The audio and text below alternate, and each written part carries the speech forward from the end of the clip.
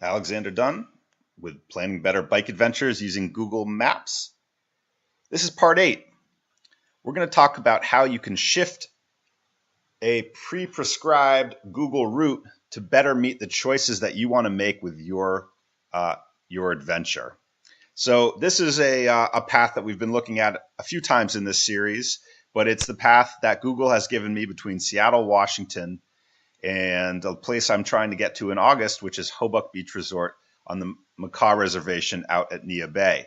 You'll notice that I've selected the biking, and you'll notice by some of these brown lines that I've also turned on the bicycling feature over here in travel. If you need more help with that, go ahead and look back at my videos 1 and 3, and you can hear a little bit more about how to do that. So here's what Google thinks I should do. But I've done a little bit of research, and I've discovered that there's kind of a cool bike trail over here that follows the lake. It's this brown line indicated on the map right here going along Lake Crescent. And right now, Google wants me to stay on 112. Well, as you may have done with driving directions in the past, there's some very easy ways to do this. One thing you can do is click and hold on your actual route and drag it right over to meet the route that you're trying to take.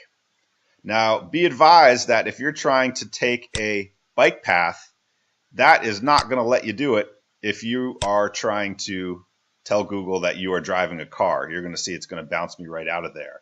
But as long as I'm in the bike feature, and as long as I've turned on the bicycling data, the bicycle route data, and again, we've gone over this in past, you can just go ahead and pull those right over, and it'll move you onto that new route.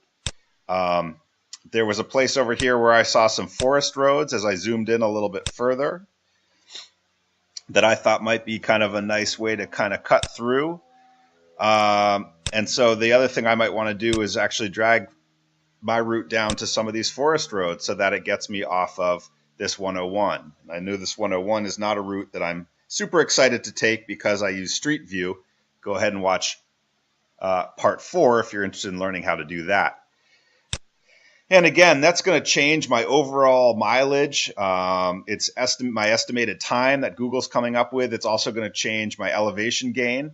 All of this stuff we went over in part 3 using bike routes. So all that stuff is instantly going to change as I make those moves back and forth between toggling it over. So again, just pulling down and dropping it on the path is one way to do it.